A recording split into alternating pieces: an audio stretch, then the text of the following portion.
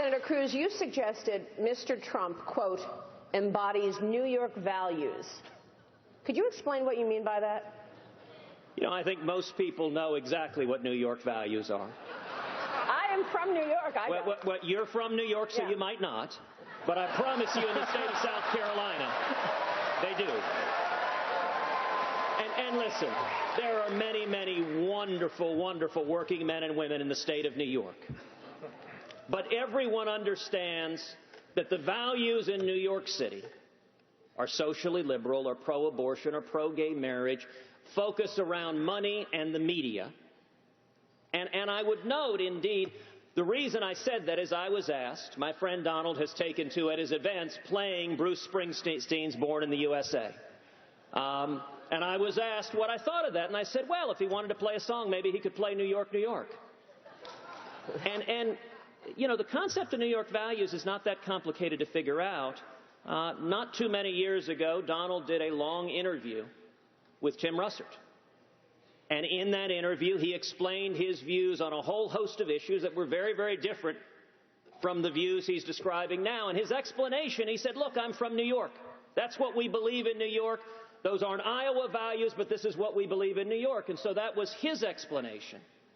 And I guess I can frame it another way. Not a lot of conservatives come out of Manhattan. I'm just saying. Are you sure about that? Maria? So, conservatives actually do come out of Manhattan, including William F. Buckley and others, just so you understand. And just so, if I could, because he insulted a lot of people, I've had more calls on that statement that Ted made. New York is a great place. It's got great people. It's got loving people, wonderful people. When the World Trade Center came down, I saw something that no place on earth could have handled more beautifully, more humanely than New York. You had two 110-story buildings come crashing down. I saw them come down. Thousands of people killed.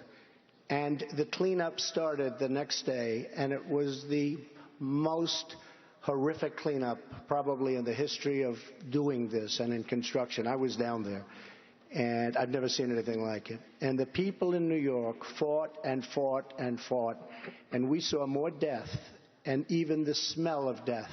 Nobody understood it, and it was with us for months, the smell, the air. And we rebuilt downtown Manhattan, and everybody in the world watched, and everybody in the world loved New York and loved New Yorkers. And I have to tell you, that was a very insulting statement that Ted made.